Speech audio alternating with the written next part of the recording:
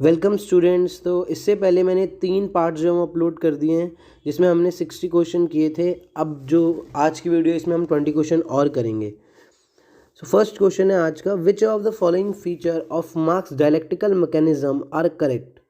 All the masses phenomena of history are determined by economic condition. Production is the most important of all human activities. Men in isolation produce more than men in association produce more than men in isolation. Religion is the opium of people. तो ये चारों statement correct है। पहली statement में क्या बोला है कि जितनी भी मास फिनोमिना है, मासेस का जो फिनोमिना है हिस्ट्री में, वो सब डिटरमाइन होता है इकोनॉमिक कंडीशन से। कि जैसे किसी सोसाइटी में जो इकोनॉमिक कंडीशन होती है, जैसे बोलते हैं हैव्स ऑन हैव्स नॉट, उसी हिसाब से जो है बेसिकली जो मासेस है, जो आम जनता है, उनका क्या सिचुएशन है वो डिपेंड करती है। नेक्स्ट उन्होंने बोला कि जो ह्यूमन एक्टिविटीज़ है जितनी भी, उसमें सबसे ज़्यादा जो इम्पोर्टेंट है वो प्रोडक्शन है। तो ये जो एसेंस है मार्क्सिज्म का, कि इकोनॉमिक जो है बेसिकली वो डिटरमाइन करती है स्ट्रक्चर को, और इकोनॉमिक का बेस क्या है? प्रोडक्शन। नेक्स्ट, बिकॉज मार्क्सिज्म जो है वो सोशलिज्म कम्युनिज्म की बात करते हैं, तो वो बात करते हैं कि एसोसिएशन में, कम्युनिज्म की, कि लोग एक साथ काम करें, तो इसीलिए मैन जो है वो एसोसिएशन में ज़्यादा प्रोड्यूस करता है rather than in isolation. Next है, religion is the opium of people, कि जो रिलीजन है वो लोगों के लिए एक ओपियम की तरह है। तो ये चारों स्टेटमेंट करेक्ट है, आंसर डी सही है। नेक्स्ट है, which political thinker reject Aristotle completely? तो इसका करेक्ट आंसर है हॉब्स। नेक्स्ट है, who describe Rousseau as a totalitarian democrat? इसका आंसर है जैकोब टेलमॉन, डी। नेक्स्ट है, power not right is the focal point of Hobbes. Power is more important than right. Right will entail duties.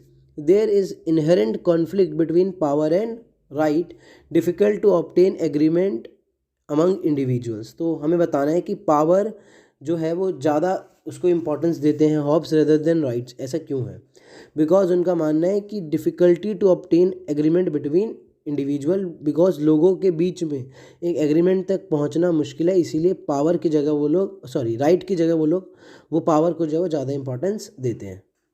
Next question है कि books है एक तरफ marks की और कार्ल मार्क्स की, और दूसरी तरफ जो है उनके कुछ कॉन्सेप्ट हैं, उनको हमें जो है मैच करना है। तो सबसे पहले है पेरिस मनुस्क्रिप्ट, जिसका आंसर है करेक्ट एलिनिएशन।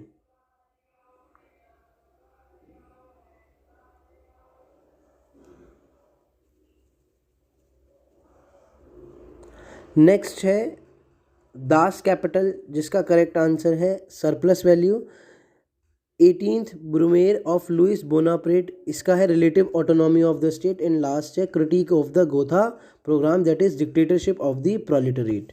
तो अगर आपको मेन एक दो चीज़ें पता है, जैसे कि दास कैपिटल बहुत फेमस है जिसमें उन्होंने सरप्लस वैल्यू की बात करी थी, या पेरिस मैन्युस्क्रिप्ट में, तो एक से अगर आपको पहला भी पता है पेरिस मैन्युस्क्रिप्ट का, फोर्थ का, तो भी हो जाएगा answer B is correct. Next है, which of the following is true of Machiavellian political theory? Idolized ancient Rome, used history extensively to draw lesson for statecraft, private army needed for the success of a prince, blamed religion for Italy's moral regeneration. तो इसका correct answer है ए, जिसमें उन्होंने दो चीज़ें कही हैं, idolise ancient Rome और use history extensively to draw lesson for statecraft. तो ये ए जो है वो करेक्ट है। नेक्स्ट है, which of the following is true of Aristotle contribution to comparative method to study the then existing political system, to develop an empirical science of politics, to arrive at the ideal type, to apply abstract ideas in practice. तो इसका एक तो first correct है, क्योंकि उन्होंने study किया था उस समय के एग्जिस्टिंग पॉलिटिकल सिस्टम को। 153 कॉन्स्टिट्यूशन को एरिस्टोटल ने स्टडी किया था। नेक्स्ट है कि उन्होंने एम्पेरिकल साइंस ऑफ पॉलिटिक्स को डेवलप किया था। एम्पेरिकल साइंस का मतलब होता है कि that can be verified by observation and experience. तो ये ए और बी जो है वो करेक्ट है, आंसर ए बी आंसर जो है वो करेक्ट है। नेक्स्ट है, which of the following is not the source of Plato's theory of ideas? Heraclitus, the notion of sphere of becoming, तो ये सही है। नेक्स्ट है Antisthenes, the notion of absolute asceticism and rigorous self mortification, Socrates the doctrine of concept and Eleatics, the idea of sphere of absolute being. तो इसका B जो है वो करेक्ट आंसर है। उन्होंने ये तीनों जो बेसिकली जो उनका थ्योरी ऑफ आइडियाज़ है उसमें उन्होंने notion of sphere of becoming ये भी लिया था। सॉक्रेट्स से उन्होंने बहुत सारी चीज़ें बोरो करी थी, तो डॉक्ट्रिन ऑफ कॉन्सेप्ट वहाँ से भी लिया था, और idea of sphere of absolute being ये भी उन्होंने बोरो किया था। एक चीज़ जो उन्होंने नहीं ली थी that is the notion of absolute asceticism and rigorous self mortification, तो ये जो चीज़ें उन्होंने नहीं ली थी। आंसर बी जो है वो करेक्ट होगा। नेक्स्ट है एरिस्टोटल की थ्योरी ऑफ कॉज और एक्सप्लेनेशन है उसकी, इसको हमको जो है वो मैच करना है करेक्टली। तो सबसे पहले है the efficient course. Efficient course क्या होता है? किसी भी चीज़ का, किसी भी मोशन का कॉज, तो कोई मोशन किस वजह से है that is known as efficient cause. Next है final cause. Final cause basically क्या होता है? The purpose towards which the movement is directed. किस पर्पस के लिए कोई चीज़ जो है बेसिकली हो रही है उसे हम लोग बोलते हैं फाइनल कॉज। नेक्स्ट है material cause, that is matter of which it is composed, कि कोई चीज़ किससे बनी है उसे हम लोग बोलते हैं मटेरियल कॉज, जो उसका मैटर है। नेक्स्ट है formal cause, that is substance and essence of the thing, कि उसका एसेंस क्या है, वो चीज़ क्यों हो रही है। तो इसका करेक्ट आंसर जो है वो लास्ट वाले का 69th का है B.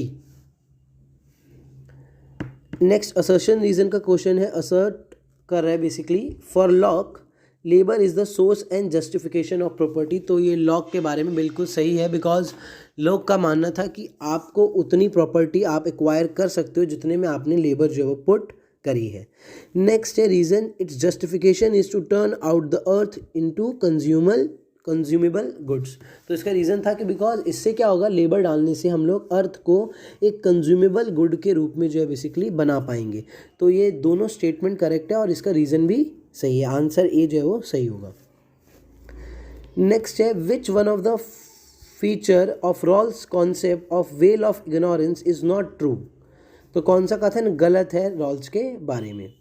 No one knows his place in society, his class position और सोशल स्टेटस। तो ये बिल्कुल सही है, बिकॉज रॉल्स की थ्योरी में उन्होंने बोला ही था कि कुछ लोग सोसाइटी में ऐसे होंगे जिनको अपने गुड के कंसेप्शन के बारे में नहीं पता होगा, अपनी कास्ट, रिलीजन, अपने किस उससे बिलोंग करते हैं वो, कास्ट से, क्लास से, ये भी उनको नहीं पता होगा।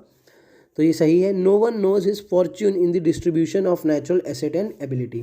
तो किसी को अपना फॉर्च्यून नहीं पता होगा, ऑफकोर्स, बिकॉज जनरली क्या होता है जब हम लॉ बनाते हैं तो हम लोग देखते हैं जिस ग्रुप से हम लोग बिलोंग करते हैं उसको ज़्यादा फेवर मिले। बट जब आपको यही नहीं पता कि आप कौन से ग्रुप से बिलोंग करते हैं तो आप अपने लिए बेनिफिट ज़्यादा इंश्योर कैसे कर पाएंगे। इसीलिए नहीं पता किसी को भी कि उसका फॉर्च्यून क्या होगा, उसे कितने नेचुरल एसेट जो है वो मिलने वाले हैं। नेक्स्ट है the parties know their special psychological propensity. ये भी गलत है, बिकॉज साइकोलॉजिकल प्रोपेंसिटी आपको पता कैसी होगी जब उन्होंने लिखे बोला ही है कि आप इग्नोरेंस में होंगे। अगर आप इग्नोरेंस में हो तो आप अपने साइकोलॉजिकल प्रोपेंसिटी के बारे में नहीं जानते हैं। नेक्स्ट है the parties do not know their special conception of good. तो ऑफकोर्स ये करेक्ट है, अभी हमने बोला ना कि उनको नहीं पता होगा। तो ये ए बी डी जो है वो सही है और सी जो है वो इनकरेक्ट है। तो answer C will be correct. Who believe that the success of a revolution occurs when it is limited to the political and not extending to social?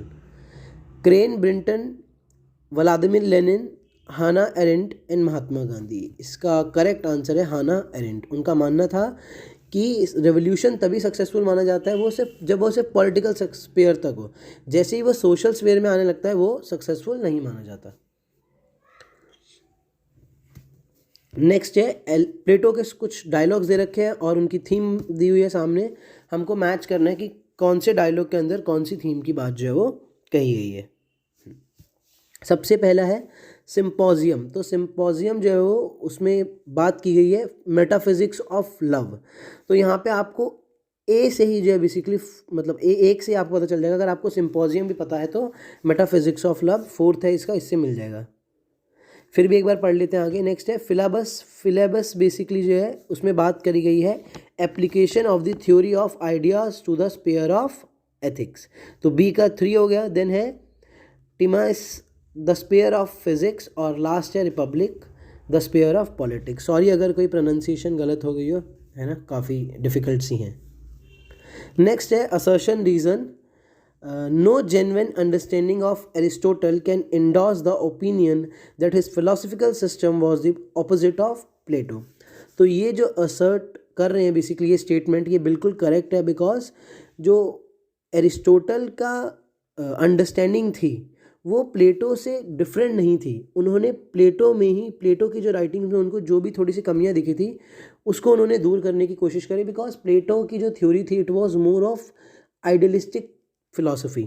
तो इसीलिए कोई भी जो जेन्युइन अंडरस्टैंडिंग है एरिस्टोटल की वो समझ सकती है कि उनका जो फिलॉसफिकल सिस्टम था वो ऑपोजिट नहीं था प्लेटो से, बस प्लेटो की ही कमियों को उन्होंने दूर करने की कोशिश की थी। नेक्स्ट है reason, Aristotle system is an attempt to philosophize on idealism free from the defects of Plato system. तो मैंने जो अभी बोला है कि क्या पर्पस था एरिस्टोटल का कि जो डिफेक्ट्स है प्लेटो के सिस्टम में उसको दूर करना, तो दोनों स्टेटमेंट भी सही है और इसका रीज़न भी सही है, तो A is the correct answer. Next है Machiavelli stand for double standard of morals, one for the ruler and another for the private citizen. तो ये करेक्ट है बिकॉज मैकिवेली किंग को सजेस्ट करता है कि वो डुअल स्टैंडर्ड्स ऑफ मॉरल को फॉलो कर सकता है, बिकॉज जो किंग है उसका मेन पर्पस क्या है, unity and integrity of the nation. अगर उसके लिए वो डुअल स्टैंडर्ड भी रखता है तो उसमें कुछ गलत नहीं है according to Machiavelli. Next reason है इसका, the ruler as the creator of the state is not only outside the law and outside morality as well. तो यही बोला है कि क्या, क्योंकि जो रूलर है वो क्रिएटर ऑफ द स्टेट है, तो वो सिर्फ लॉ के आउटसाइड नहीं है, अगर वो मोरालिटी को भी नहीं फॉलो करता तो उसमें कुछ गलत नहीं है। तो इसका करेक्ट आंसर ए है। नेक्स्ट है whose idea of the following were incorporated in the philosophical radicalism of utilitarianism, Machiavelli, Thomas Hobbes, John Locke and Rousseau. तो इसका करेक्ट आंसर है Thomas Hobbes, B. Next assertion reason का है again question, Karl Marx is interpreted by some as an economic determinist but by other as human socialist. Next है reason, the problem stems from the wide range and complex nature of his own writings.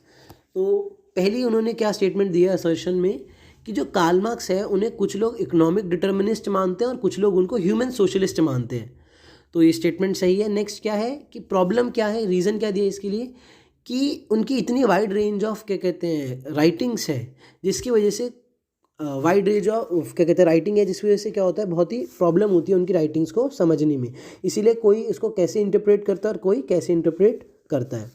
तो दोनों ही statement भी सही है और reason भी correct है। इसका आंसर भी 77 का भी यही है। नेक्स्ट है 78, who among the following defined civil power as the right of making law with penalties for the regulating and preserving of property and employing the force of the community in the execution of such law, all this only for the public good। तो अगर आप थोड़ा सा smart work भी करेंगे तो यहाँ पे प्रिजर्विंग ऑफ प्रॉपर्टी की बात हो रही है, तो प्रिजर्विंग ऑफ प्रॉपर्टी की बात कौन करता है, जॉन लॉक करता है। अभी 2-3 क्वेश्चन पीछे हमने पहले ये डिस्कस भी किया था कि जो जॉन लॉक है उन्होंने प्रॉपर्टी को प्रिजर्व करने की बात करी है। Next है who among the following argues that the only purpose for which power can be rightfully exercised over any member of a civilized community against the will is to prevent harm to others।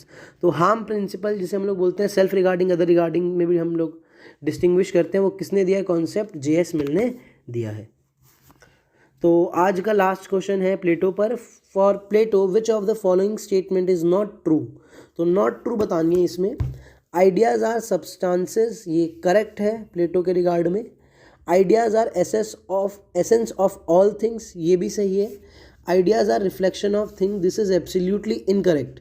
Incorrect क्यों है, because प्लेटो की जो theory of idea है, ये जो theory of form भी है, उसमें वो क्या बोलते हैं कि आइडियाज़ से ही चीज़ें बन रही हैं, तो आइडियाज़ रिफ्लेक्शन नहीं है थिंक के, आइडियाज़ अपने आइडियाज़ हैं इसीलिए चीज़ें हैं। नेक्स्ट है आइडियाज़ आर यूनिवर्सल, तो ये भी करेक्ट है, तो सी जो है वो इनकरेक्ट है, answer D will be correct. So अगर आपको वीडियो अच्छी लगी तो लाइक करिए और सब्सक्राइब कर दीजिए चैनल को। 80 क्वेश्चंस हो गए हैं, 20 क्वेश्चन आर लेफ्ट जो हम नेक्स्ट वीडियो में जो है वो करेंगे।